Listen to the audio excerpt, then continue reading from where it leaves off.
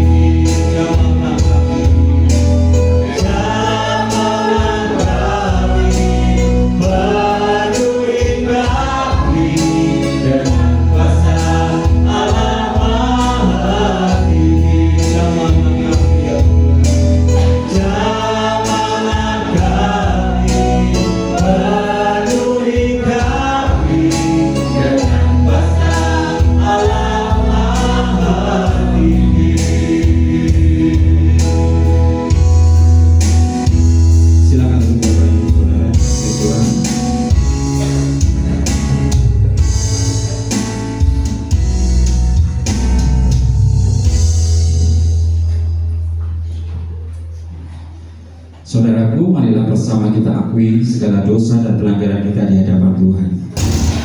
Kita berdoa secara pribadi kepada Tuhan.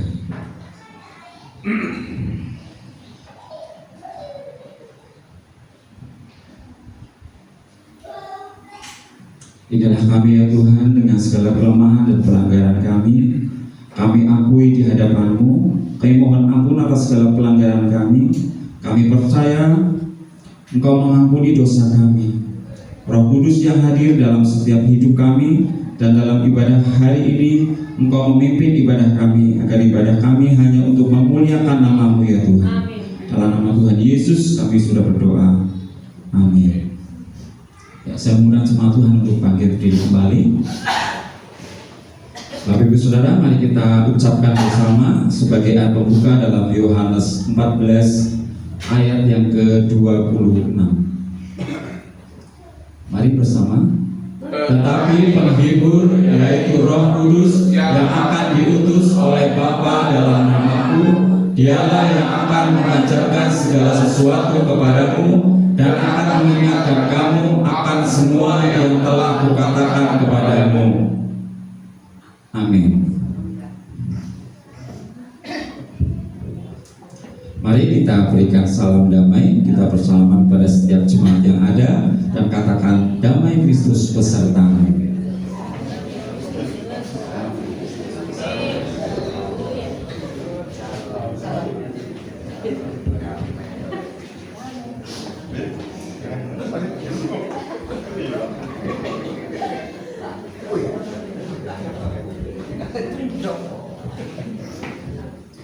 Haleluya, kita sudah memberikan salam damai. Kita mau kembali memuji nama Tuhan. Kita naikkan pujian bagi Tuhan. Monggo bingah-bingah Gusti paring berkah.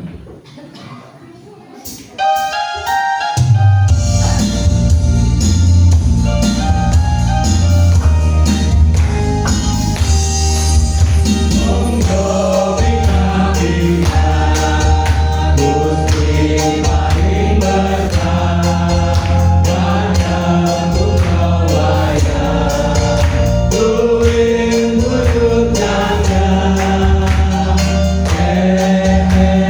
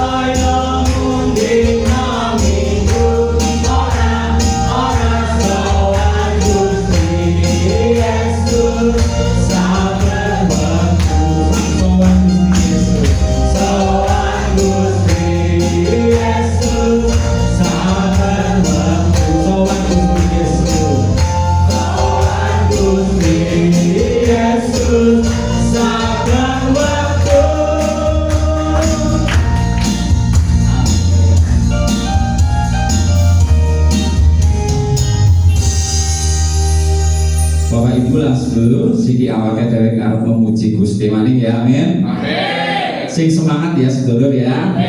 Karo keprok-keprok. Mergane Roh Suci wis makarya nang atine dhewe. Mulane mayu muji Gusti kanthi sukarana. Mayu ngidungna pujian Pilih Roh Suci.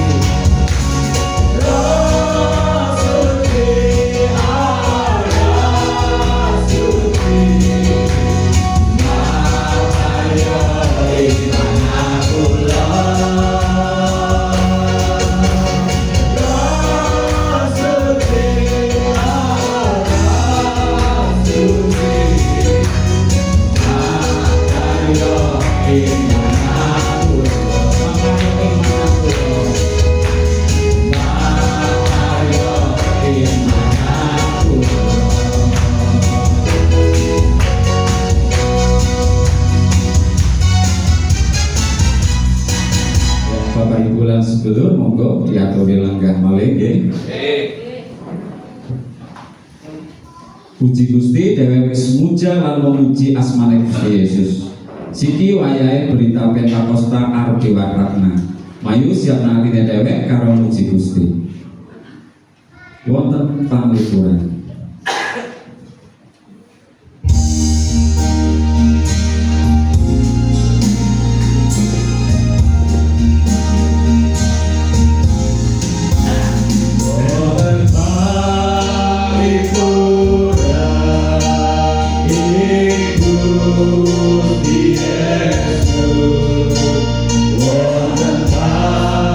Lipuran enak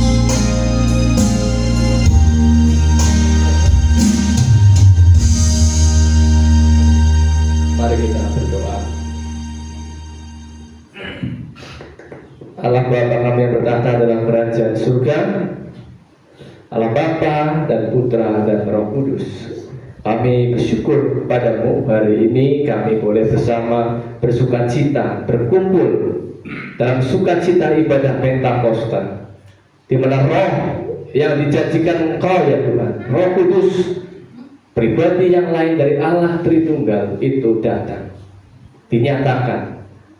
Kami mengucap syukur melalui Roh Kudus, kami senantiasa dihibur, dibuat berani dalam menjalani hidup ini ya Tuhan. Dan Roh Kudus, Roh yang menyatukan kami ya Tuhan. Terima kasih ya Tuhan, dan saat ini kami mau merenungkan kebenaran firman-Mu, berita Pentakosta, kiranya Kau urapi hamba-Mu ini ya Tuhan, supaya apa yang disampaikan dapat kami mengerti, dan kami pulang tidak hanya lalu begitu saja, tapi kami senantiasa melakukan kebenaran firman-Mu ya Tuhan. Roh Kudus turun urapi kami. Dalam nama Tuhan Yesus kami berdoa dan memohon. Haleluya. Amin.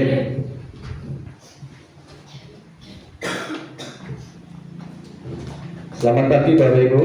Pagi. Sugeng Enjang. Sugeng Enjang. Wonten sukacita. Enten. Wonten kabingahan. Enten. Amin. Amin. Puji Gusti. Udah kayak dalang ya. Bapak Ibu saudara-saudara yang dikasihi Tuhan, mari di hari ini kita akan bersama membuka Alkitab kita dari Kisah Para Rasul 2 ayat yang pertama sampai yang ke-11 ya. Kisah Para Rasul 2 ayat yang pertama sampai yang ke-11. Saya akan membacakannya bagi kita semua. Ketika tiba hari Pentakosta, semua orang percaya berkumpul di satu tempat. Tiba-tiba turunlah dari langit suatu bunyi seperti tiupan angin keras yang memenuhi seluruh rumah di mana mereka duduk, dan tampaklah kepada mereka lidah-lidah seperti nyala api yang bertebaran dan hinggap pada mereka masing-masing. Maka penuhlah mereka dengan Roh Kudus. Lalu mereka mulai berkata-kata dalam bahasa lain seperti yang diberikan oleh Roh itu kepada mereka untuk mengatakannya. Waktu itu di Yerusalem diam orang-orang Yahudi yang saleh dari segala bangsa di bawah kolong langit.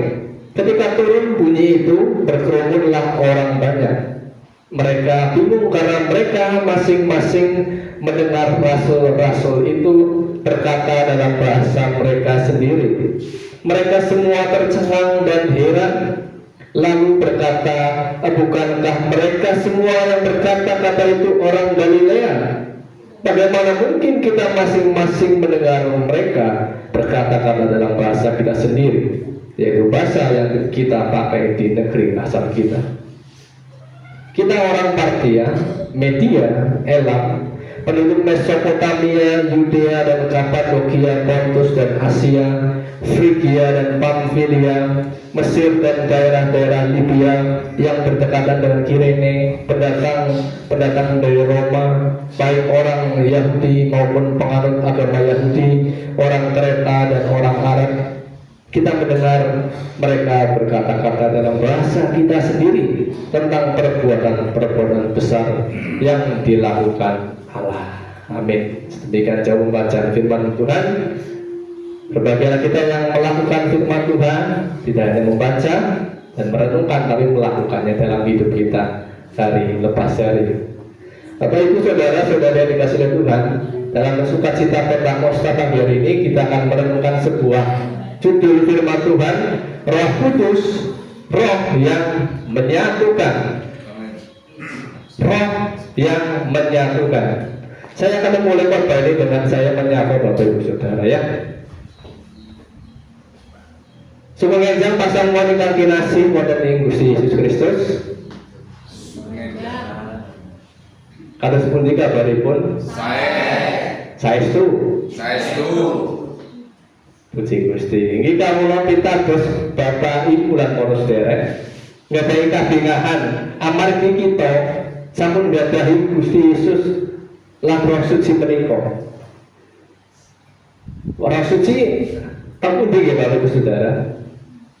Roh Suci menika ingkang wonten ing manah kita sedaya. Amin. Ya, pertanyaannya tahu nggak tadi saya ngomong apa? Terjawab.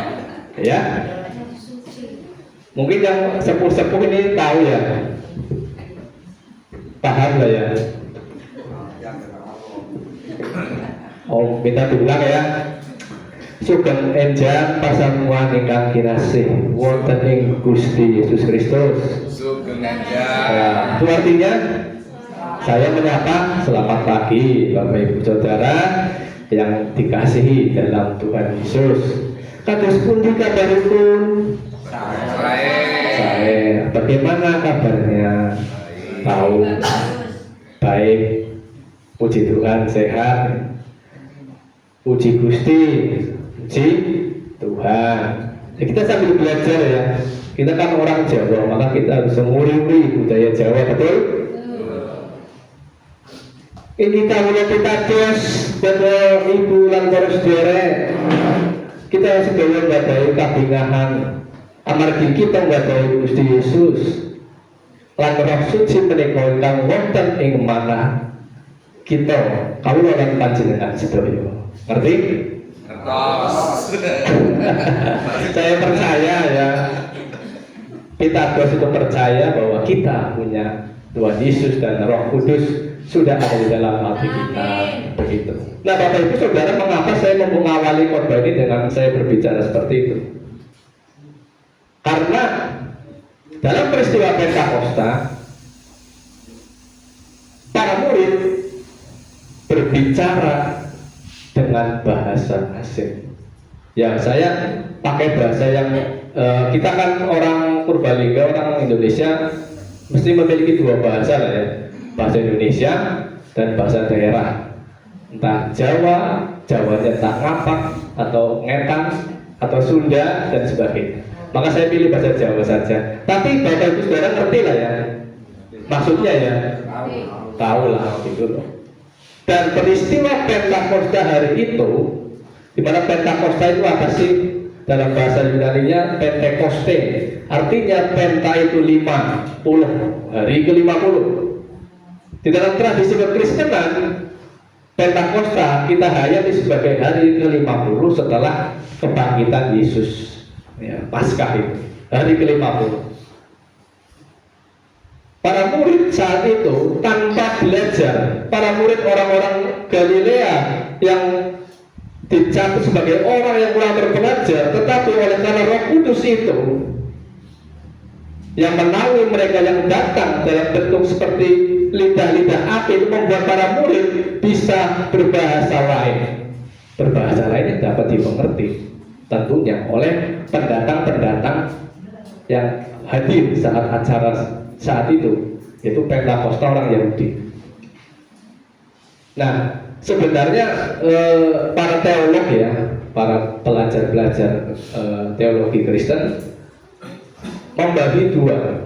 Ada xenolalia, istilah yang dipakai untuk kisah Pentakosta ini dipisahkan jadi xenolalia. Xenos artinya asing, lalia itu berbicara ya. Xenolalia dan glossolalia. Sebenarnya kalau kita mau mumet-mumet sedikit ya, kita melihat bahasa aslinya glossa, bahasa yang asing. Xenolalia dalam konteks Pentakosta ini dipakai bahasa yang asing, tetapi bisa dimengerti penutur bahasa lain. Misalnya kita orang Jawa ya, kita lagi kumpul nih sama orang-orang Belanda. Tiba-tiba kita ngomong, orang Belandanya ngerti gitu. Cara gampangnya gitu aja Bapak Ibu Saudara ya, ngerti gitu loh. Nah, itu Roh Kudus saat itu mencurahi para murid sehingga mereka mewartakan, menceritakan tentang kebaikan Tuhan, keagungan Tuhan. Oh, orang Galilea, mereka kan orang-orang tidak terpelajar. Kok tiba-tiba bisa bahasa kita ya?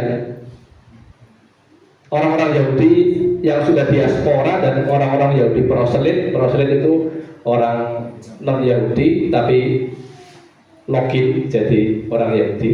Misalnya orang Roma gitu jadi orang Yahudi proselit semuanya. Kok mereka bisa ya ngomong pakai bahasa kita?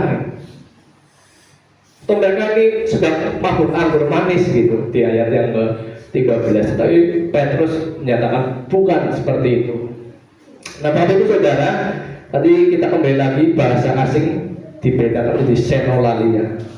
Xenolalia adalah bahasa asing tetapi bisa dimengerti penutur bahasa lain.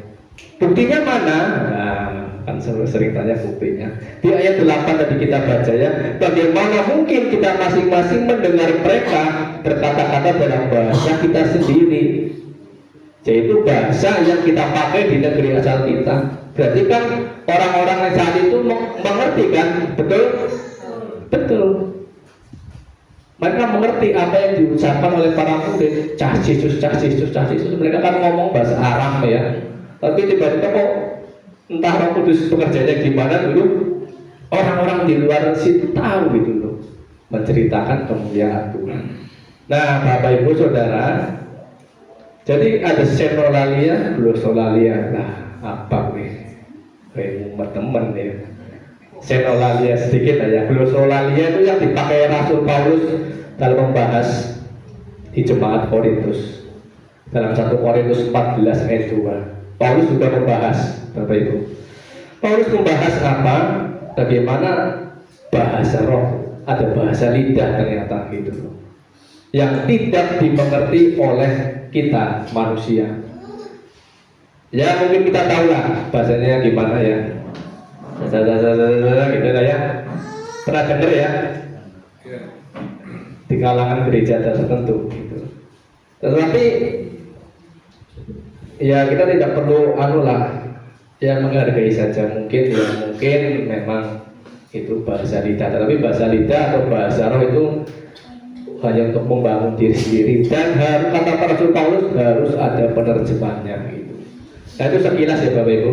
Jadi istilah yang dipakai ya, kita fokus saja ke kisah Pentakosta itu xenolalia, bahasa asing tetapi dimengerti oleh orang lain. Nah Bapak Ibu Saudara, Pentakosta juga bertepatan dengan peristiwa Safo ya, atau perayaan panen gandum pertama di Israel, yang menandai berakhirnya musim panen, musim semi.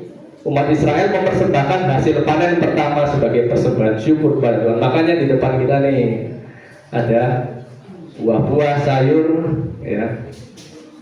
Monggo nanti kalau yang mau bisa ngambil.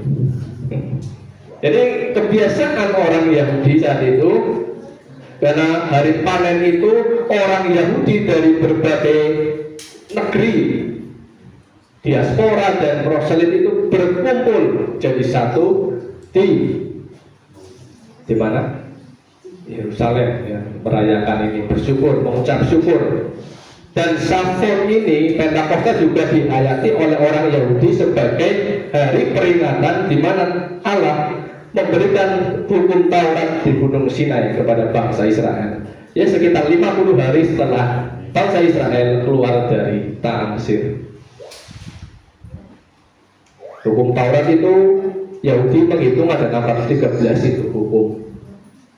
Terdiri dari 248 perintah positif apa yang harus dilakukan dan 365 larangan yang tidak boleh dilakukan.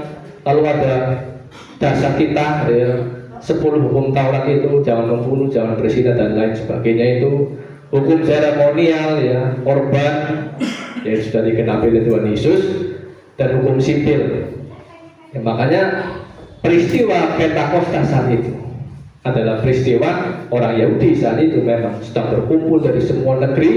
Nah, tunggu kapan lagi nih, lagi pada kumpul ya, Roh Kudus mencurahkan rohnya.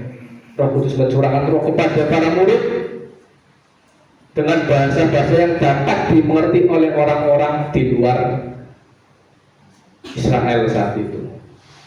Jadi mereka percaya dan akhirnya khotbah Petrus menggugah semua jemaat. Dan Pentakosta menjadi titik awal berdirinya gereja orang yang percaya kepada Kristus. Pentakosta terjadi bersamaan dengan Shavuot, Pentakosta orang Yahudi diaspora dan proselit jelas memakai bahasa mereka masing-masing. Ada dari mana? Orang Partia, Media, Elam, Mesopotamia, Yudea, Kapadokia, Pontus, Asia, Frigia, Pamfilia, Mesir, Libya, Roma, Kreta, Arab. Ya, orang-orang itu pasti pakai bahasanya apa? Misal orang Roma ya Latin, ada campuran juga bahasa Yunani, ada yang orang Mesir pakai bahasa Mesir kuno, orang Persia ya bahasa Persia, bahasa Arab yang berbeda dengan para murid. Nah, Bapak Ibu Saudara, demikianlah ya mujizat Roh Kudus pada saat itu, di mana Roh Kudus memberitakan Injil itu ke seluruh negeri sehingga ada kemenangan terjadi di situ.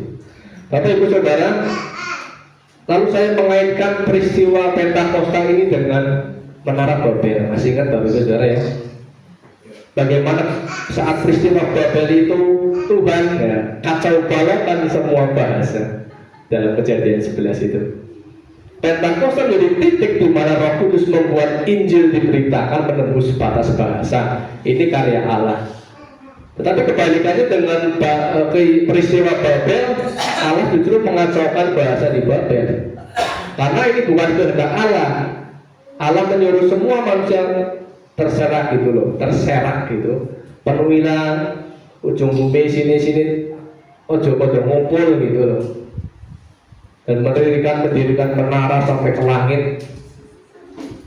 Tuhan tidak suka, malah kacau balaukan bahasa. Jadi perbedaannya Pentakosta disatukan oleh karya mujizat Tuhan. Injil dapat dimengerti, Injil diberitakan kepada semua orang, semua bahasa mengerti dan akhirnya menerima Injil. Titik baliknya di situ. Tetapi dalam peristiwa Babel, karena mereka melanggar perintah Tuhan agar pergi mengisi daerah lain, Tuhan kacau balaukan. Tentu ini bukan kehendak Tuhan. Maka peristiwa Babel ini jangan sampai terjadi di dalam kehidupan kita.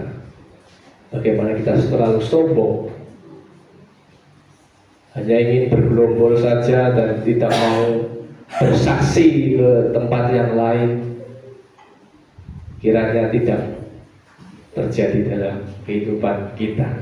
Nah, Bapak Ibu Saudara-saudara yang dikasihi Tuhan, pertanyaannya, Roh Kudus itu, apakah kita punya Roh Kudus, Bapak Ibu Saudara? Punya ya? Roh Kudus sudah ada di hati kita. Kita sudah memiliki Roh Kudus. Nah, saya tanya, ciri orang yang memiliki Roh Kudus apa, Bapak Ibu? Kira-kira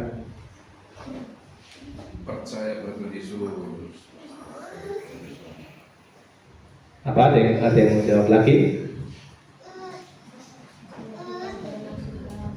Ciri orang yang memiliki Roh Kudus itu yang berbahasa roh, berbahasa lidah, gitu. Itu orang dipenuhi Roh Kudus ya, menurut kita gitu ya. Tapi betul kan? Enggak gitu. Tahu nggak sih Bapak Ibu bahasa lidah, bahasa roh tahu nggak sih? Jangan-jangan nggak tahu. Tahu nggak? Yang gimana sih? Hah? Oh iya itu ya. Tahu ya. Itu orang dipenuhi Roh Kudus. Ya, saya sih nggak mau menghakimi ya. Mungkin iya gitu loh. Oh, saya belum pernah mengalami gitu loh. Saya juga tidak menolak atau anti terhadap praktik bahasa roh. Karena memang Paulus juga membahas ini gitu loh. 1 Korintus 14 itu loh. Dibahas Paulus juga tentang glosolalia itu, bahasa lidah, bahasa yang tidak dimengerti oleh manusia. Saya belum pernah mengalami bahasa roh tersebut, jadi belum tahu seperti apa pengalamannya. Tapi meskipun demikian, saya percaya kita juga perlu mengujinya dengan bijak. Kita harus memastikan apakah ketika seseorang sedang berbahasa lidah, suasana tetap tertib atau justru malah terganggu. Wah, terganggu, berisik ya. Membangun atau tidak, atau justru menjadi batu sandungan bagi jemaat. Orang yang berbahasa lidah mungkin, tetapi ternyata kelakuannya tidak mencerminkan kasih Kristus. Itu yang perlu kita perhatikan, perlu kita uji. Praktik bahasa lidah harus dilakukan dengan cara yang teratur dan penuh pengertian agar tidak menimbulkan kekacauan atau kebingungan dalam ibadah. Dan kata Paulus tadi, ada yang menerjemahkan.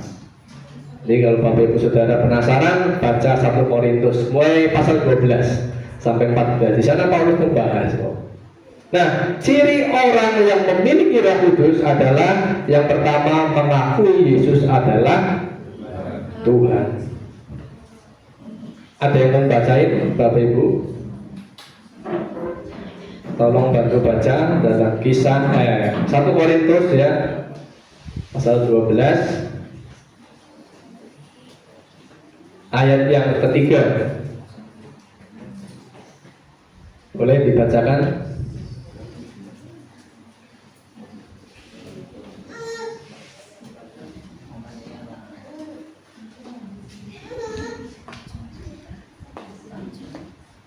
Ya, monggo. Ibu merasakan.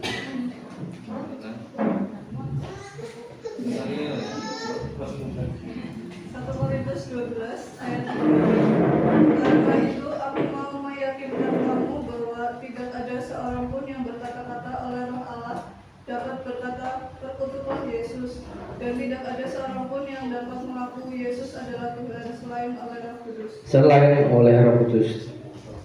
Tidak ada seorang pun yang dapat mengaku Yesus adalah Tuhan selain oleh Roh Kudus. Jadi ketika kita percaya kepada Tuhan Yesus, Roh Kudus sudah ada di dalam hati kita. Itu ciri yang pertama. Lalu ciri yang kedua yang lebih penting mungkin dari ya bahasa roh, ya penting lah mungkin ya. Tapi yang lebih penting, yang lebih utama itu harus memiliki buah roh kata Paulus.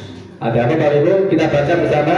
Kasih, suka, cita, damai, sejahtera, kesabaran, kebaikan, kemurahan, kesetiaan, kelemah lembutan, dan penguasaan diri. Ada berapa? 9 itu. Buah roh itu loh harus kita ingat dan kita selalu tampilkan, lakukan itu. Dimana kita saling mengasihi, ya. Ada memiliki hati yang bersukacita, memiliki damai sejahtera yang dari Tuhan, kesabaran, kebaikan, kemurahan, kesetiaan. Buah roh ini susah nggak Bapak Ibu Saudara?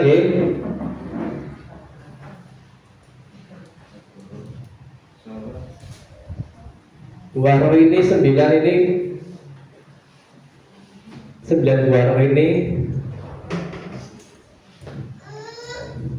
kinten-kinten anu susah nopo gampil nggih Bapak Ibu sederek. Buah roh menika mboten gampil nggih.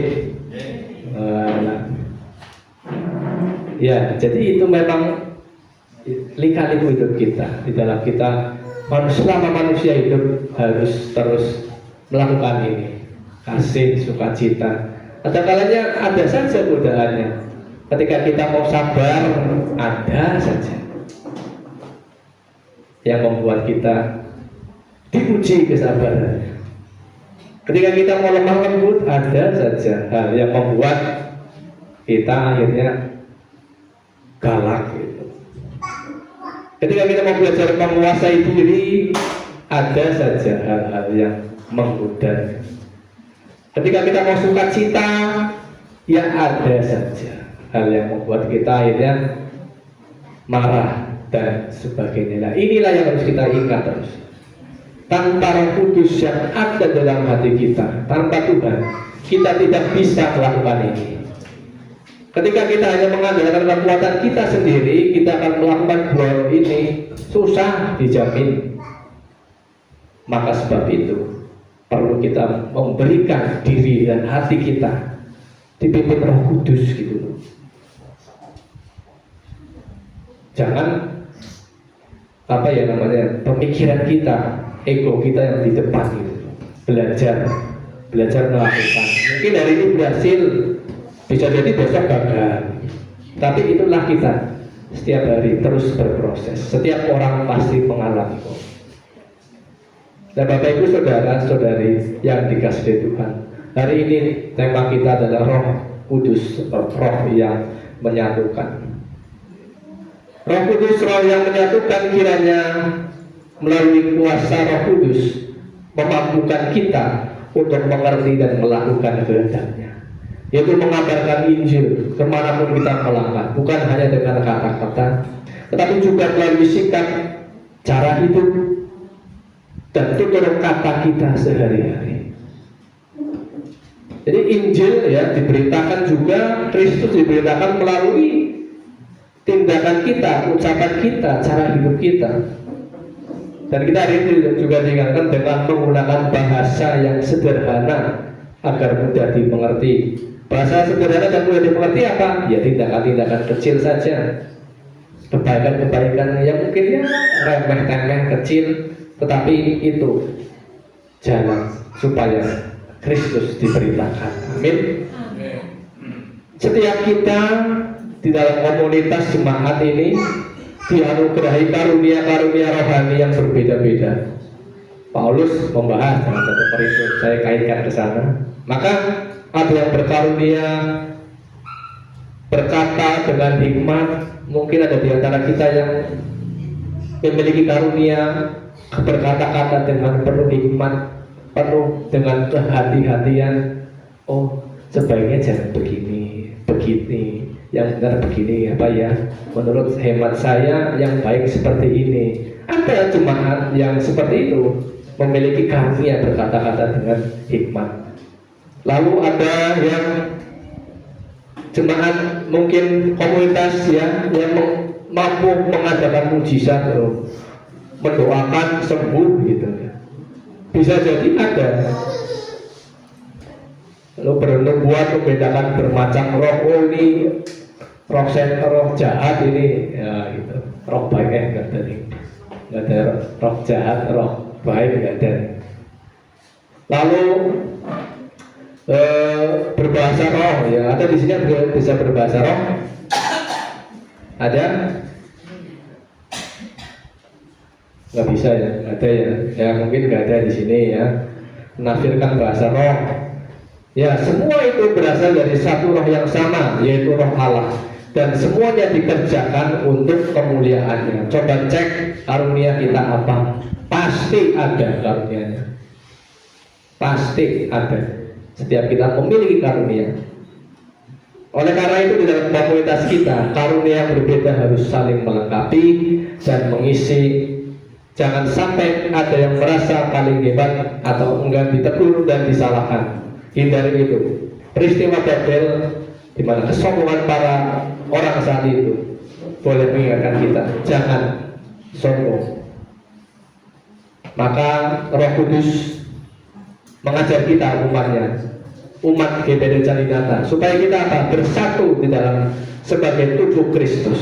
Roh Kudus adalah roh yang menyatukan kita. Maka pertanyaannya adalah, apakah kita mau disatukan dengan segala perbedaan yang kita miliki, perbedaan sifat karakter? Apakah kita mau bersatu atau justru malah kita enggak bersatu? Apakah kita siap membiarkan Roh Kudus bekerja dalam hidup kita untuk membawa persatuan, kasih dan persatuan di tengah jemaat? Kiranya Roh Kudus senantiasa berkuasa dalam hidup kita. Amin. Saya rindu menutup khotbah ini dengan kita bersama menyanyikan sebuah pujian, Jadikan Kami Satu. Pujian ini sungguh sangat indah Bapak Ibu Saudara. Bagaimana kita diajak sebagai umat, sebagai komunitas saling melengkapi seperti tubuhmu, seperti Allah Bapa dari Kristus adalah satu. Mari kita bersama dengan penuh menghayati lagu ini, kita pujikan.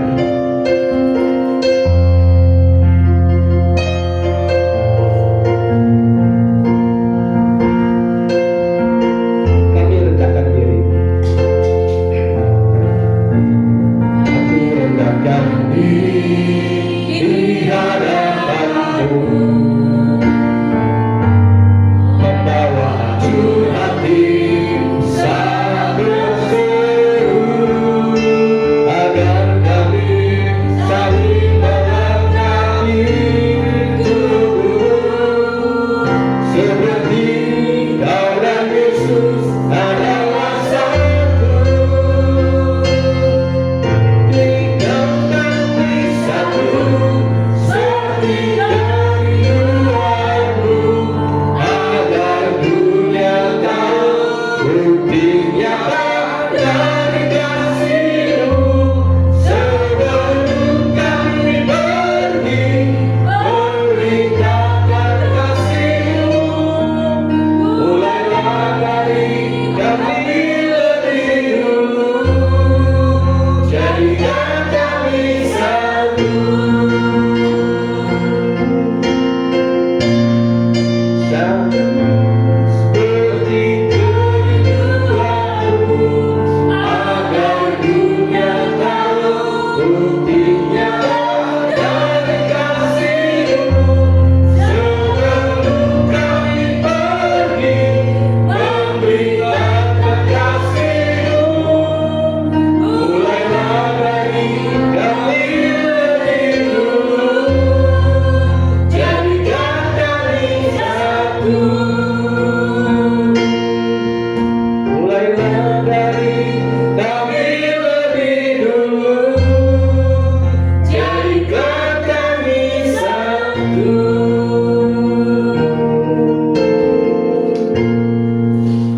Tuhan kami Yesus Kristus, hari ini kami belajar, kami diingatkan. Kami bersyukur Roh Kudus boleh ada di setiap hati kami. Roh Kudus, kami mohon, kami undang, kiranya Engkau membuat hati kami semakin terus-menerus bersatu. Kami sadar ya Tuhan, di dalam sebuah komunitas, di dalam keluarga, acap kali kami menjumpai bagaimana bersatu itu susah ya Tuhan, sulit, sukar. Ajar kami ya Tuhan untuk dapat bersatu, kompak. Karena itulah kerinduan Tuhan. Oleh sebab itu mampukanlah kami ya Tuhan menerapkannya dalam hidup kami. Roh Kudus-Mu yang sudah Kau curahkan, kiranya memampukan kami melakukan kehendak-Mu ya Tuhan. Terima kasih ya Tuhan, kami bersyukur buat pemberitaan firman pada saat pagi hari ini. Dalam nama Tuhan kami Yesus Kristus kami berdoa. Haleluya. Amin.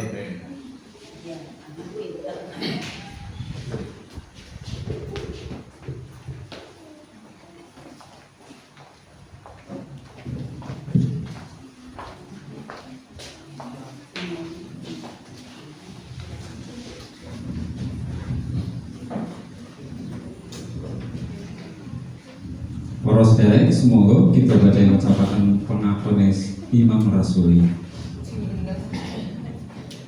Kawula pitados dhateng Allah Sang Rama ingkang Maha Kuwasa, ingkang nyiptakaken langit kaliyan bumi, ingkang pitados dhateng Yesus Kristus ingkang putra patang inggih Gusti kawula. Ingkang kabobotake dening Roh Suci miyos saking prawan Maryam ingkang nandhang sangsara nalika jumenengipun Pontius Pilatus kasalib lampahi seda lajeng kasarekaken tumendak dhateng ing panjenengan.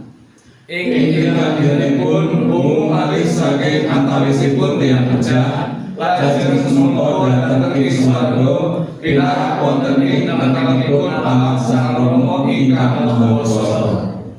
Saking iku inggih badhe rawuhipun ngadili tiyang ingkang gesang kaliyan ingkang pecah. Kawula pitados dhateng Roh Suci, kawula pitados wontenipun pasamuan Kristen satunggal ingkang suci saha wiyatin, inggih paninggalipun para suci. Punapa dene pamangken ing dosa, anggenipun raga sarta gesang ingkang amin. Para sedherek sing diberkahi Gusti Yesus, iki awake dhewe arep ngawen napis sungsung mari Gusti kanggo pekerjaan Tuhan GPT Yesus Selamat Sarinata. Mayu pada bunga ngumpulna karo ngiduna pujian tresnane kaya pengawan.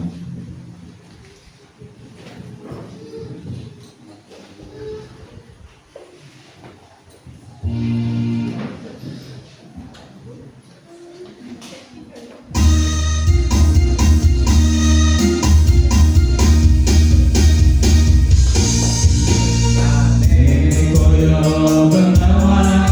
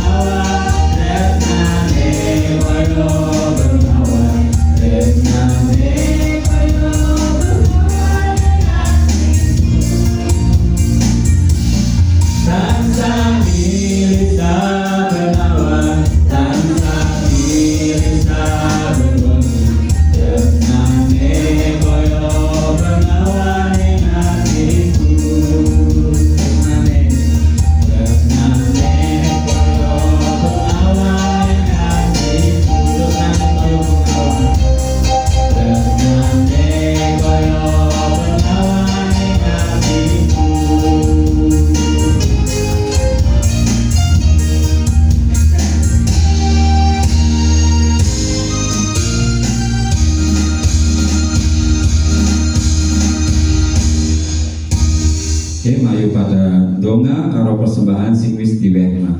Mbak Tania mimpin doa disungsung. Romo ing kraton swarga, kawula lan pasemuan badhe ngaturaken panuwun wonten ing ngarsanipun Rama. Amarga kawula taksih kaparingan kasarasan lan keberkahan. Kawula nyediakake pisungsung menika kangge pakaryan paduka ing papan pangibadah menika GBT Janinata. Muga paduka paring berkah dhateng sedaya kulawarga ingkang sampun maringi pisungsung menika. Matur nuwun Gusti, ing asmanipun Gusti Yesus Kristus pandonga menika kawula aturaken. Matur suwun Bapak Ibu sedherek ingkang ngawehna persembahan kanggo pekerjaan Tuhan. Amin. Bapak Ibu sedulur, ayo nyimak informasi seminggu ngarep nggih. Persekutuan tengah minggu Kamis 12 Juni 2025 nggih, jam 6 teng gereja nggih. Bertempat di gereja, jemaat diundang untuk hadir nggih. Ibadah remaja Setu 14 Juni nggih, jam 6 sore. WL Rahel Natalia, kolektane Saudara Evan. Pelayan ibadah umum ya, Minggu 15 Mei ya, 2025. Oh, Juni.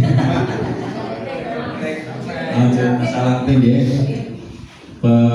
Berita firman Bapak Pendeta ya, Rahel Natat Mariana, singernya Yus, Jessica, Asre Bapak Rudi, Bapak Saryono, LCD Bapak Eri Kuswoyo. Selanjutnya pandonga syafaat lan berkat.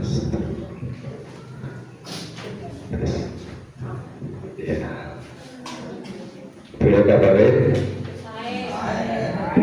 Ada kaku ilate ya. Bapak Ibu yang dikasih Tuhan, jadi ini kan momen pas Pentakosta, di mana Roh Kudus dicurahkan, dan juga hari raya panen pada zaman itu, sehingga ada momen mengucap syukur atas berkat Tuhan.